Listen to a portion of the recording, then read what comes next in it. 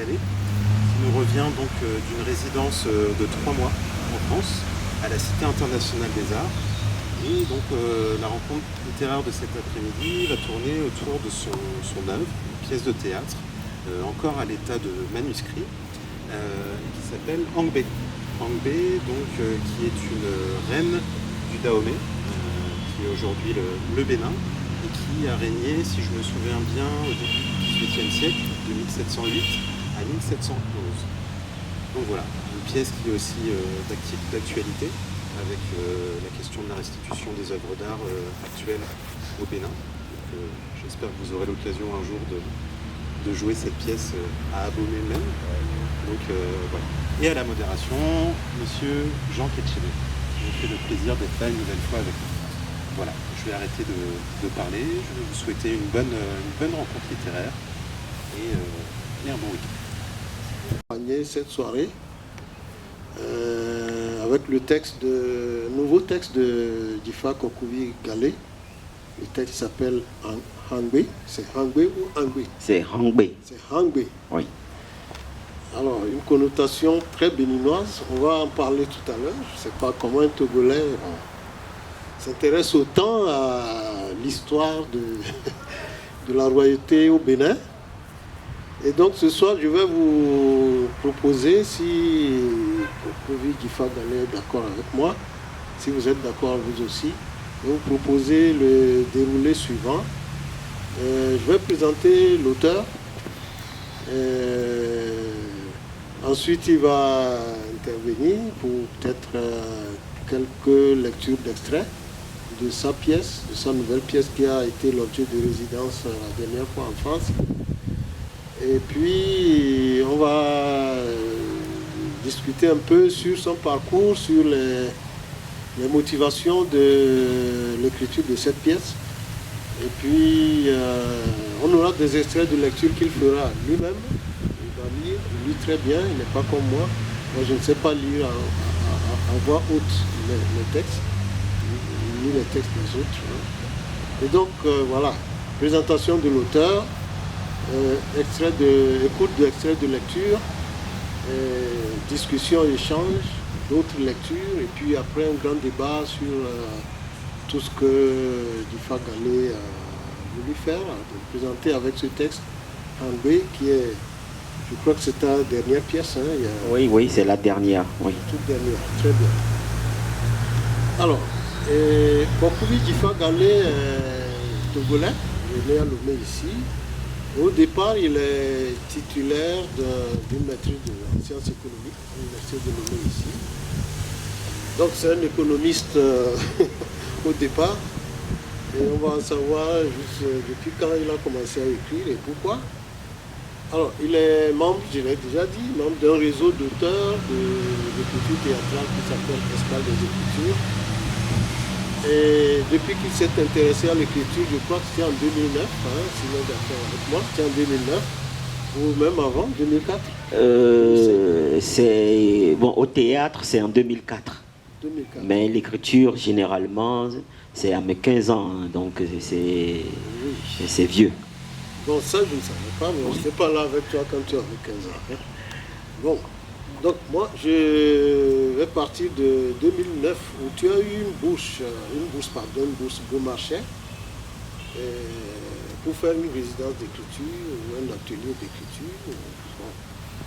Et tu avais été lauréat aussi pour Visa pour la création en 2016.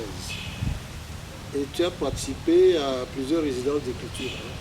C'est vraiment une liste, un vrai palmarès dans les résidences d'écriture. On va peut-être explorer ce volet-là pour savoir pourquoi autant de résidences, est-ce un besoin, est-ce que c'est quelque chose qui fait partie de ton parcours, pourquoi toutes ces résidences-là, il y en a beaucoup ici.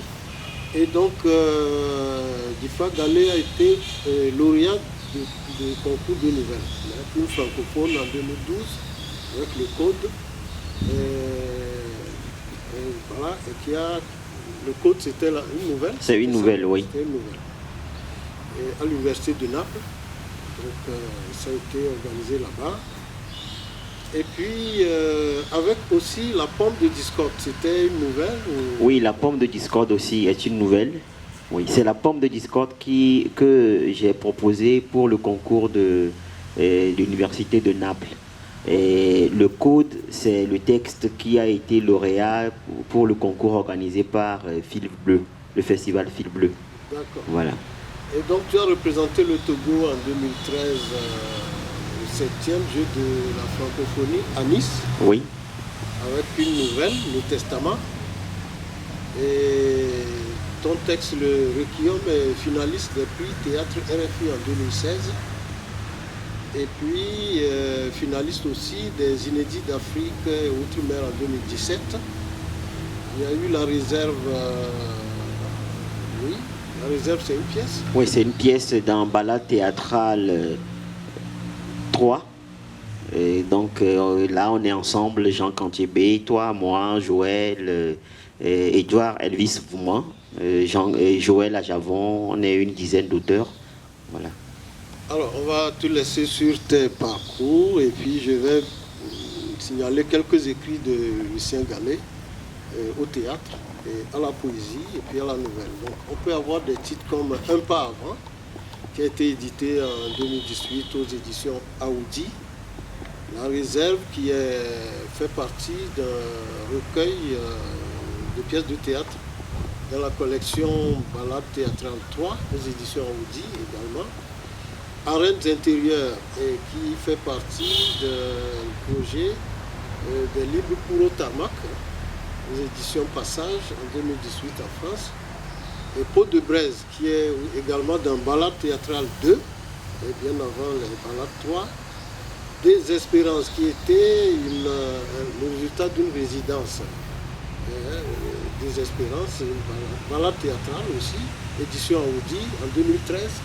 Incertitude qui faisait partie d'un projet Nouveau désordre européen, un projet auquel tu as participé, qui a été édité aux éditions Lanzmann. Alors je laisse là les pièces de théâtre, j'en ai lu d'autres qui ne sont pas mentionnées parce que inéditées. La poésie, tu as publié Bruit de vie, bruit de souffle aux éditions Pont de Liane en 2017. Une poignée de pierreries, c'est pas une collection d'édition collective que je ne connais pas, j'ai trouvé ça il y a quelques instants sur Internet, tu n'en as pas parlé. Les éditions Gentajou en France en 2014. Souffle d'écriture, une édition collective aussi. Les ateliers d'écriture de la Maison Verte en France. Et tu as publié un recueil de contes. L'Oracle a parlé avec d'autres contes togolais, édition Pont de Liane en 2014. Et les nouvelles, tu as publié également Le sourire du vieux Waf allemand. Est-ce que c'est édité? Je vois... Non. Bon, en fait, c'est publié en ligne. C'est publié en ligne, mais pas encore publié en livre, donc pas à disposition réellement. Le secret de la religieuse. Le secret de la religieuse a été publié dans une revue, Clature Revue, c'est en France. C'est une nouvelle. Oui, c'est une nouvelle, oui.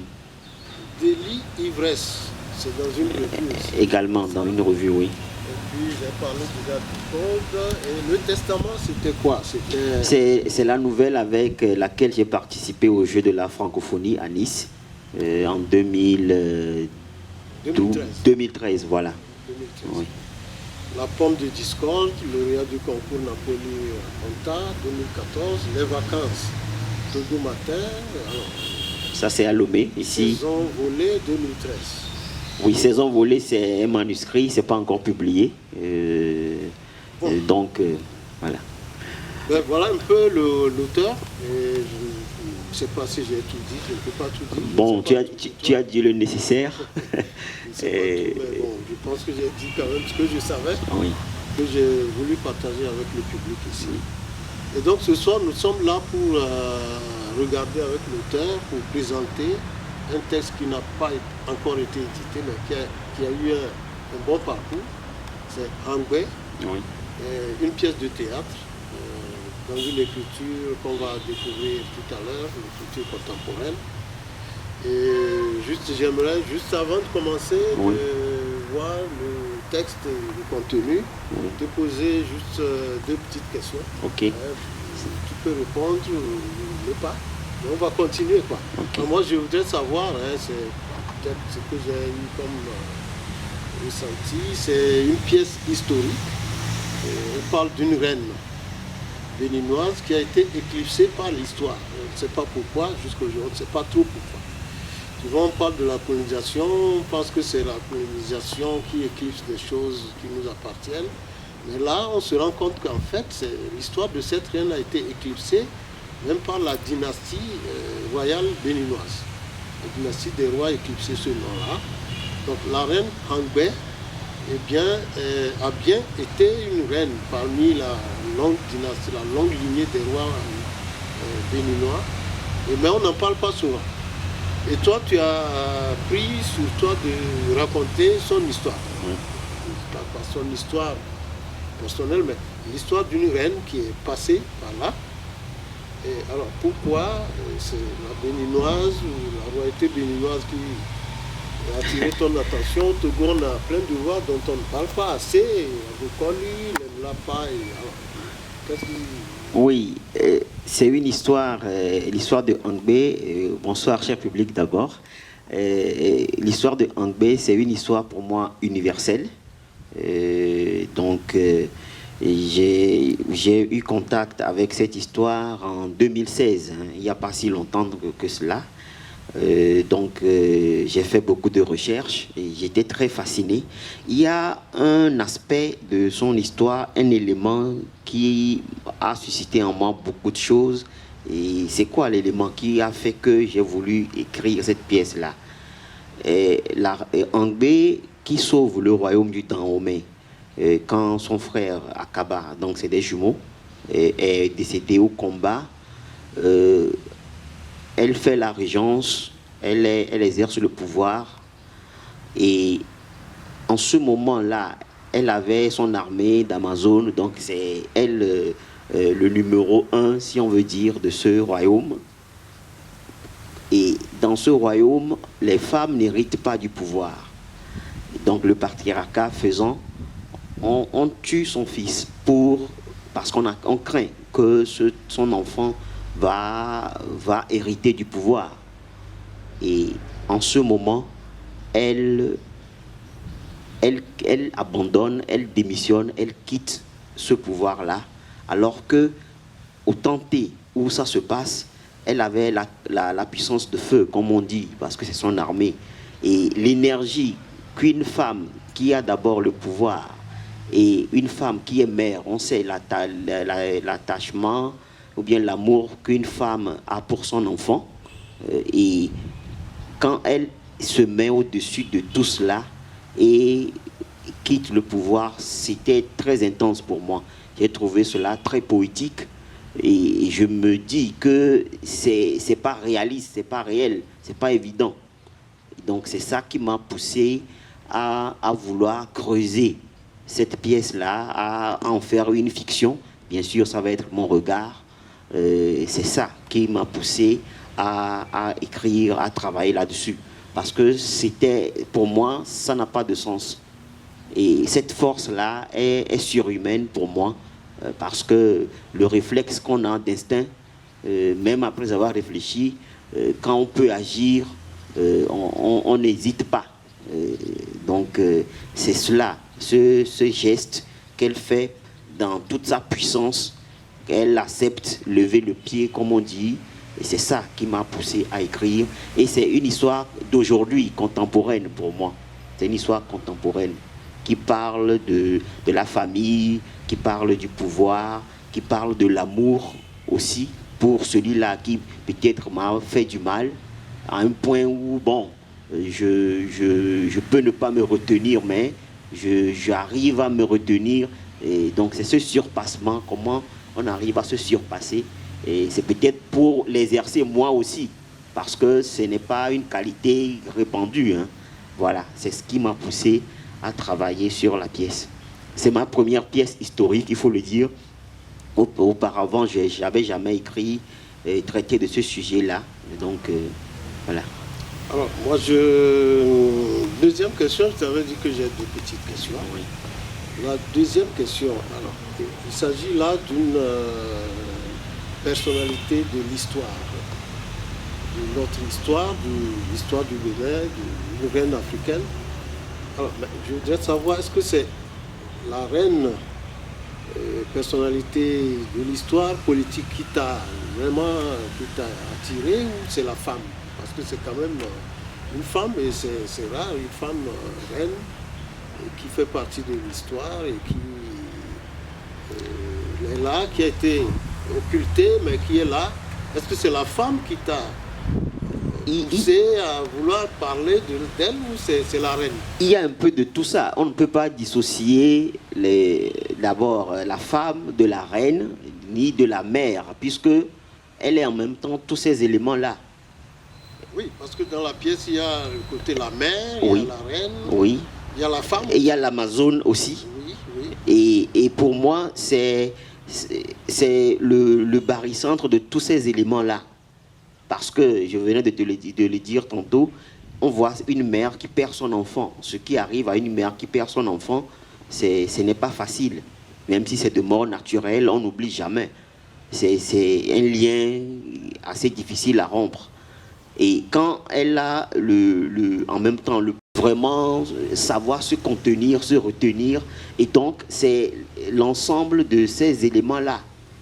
La reine, la femme, la mère, l'Amazone, ça fait 4 éléments. Et moi, ces 4 éléments réunis en une seule personne, c'est quelque chose, c'est comme un foyer pour moi. Et c'est ça qui m'a poussé. Et puis, quand même, c'est notre histoire. Quand on dit le Dahomey, il y a grand popo, il y a petit popo. Et pour ceux qui le savent, petit popo, c'est à côté ici. Donc, on est à Lomé, on est au Togo, je veux dire plutôt. Dans le roman Esclave de Kani Alem, d'ailleurs, il y a un trajet qui se fait de Ouida jusqu'à Petit Popo, ici. Les esclaves, on les emmenait ici. Donc, il y a 3 jours de marche, c'est bien dit dans ce roman. C'est une fiction, mais c'est une fiction quand même basée sur la réalité, puisque quand on voit dans cette zone, on voit les éléments historiques qui racontent cela. Donc, géographiquement aussi, nous sommes liés à cette histoire, parce que le Petit Popo, c'est bien chez nous ici. Et quand on parle du Dahomey, on ne peut pas laisser de côté Petit Popo ou bien Grand Popo. Donc, c'est une histoire aussi nôtre. On ne va pas dire que bon, je suis togolais et que c'est une histoire du Bénin ou bien du Dahomey. Même si j'étais d'une autre nationalité, au-delà de tout ça, pour moi, c'est une histoire universelle qui me parle aujourd'hui. Voilà. Bien, alors nous allons découvrir la pièce, peut-être pas dans son entièreté, mais pas des coupures.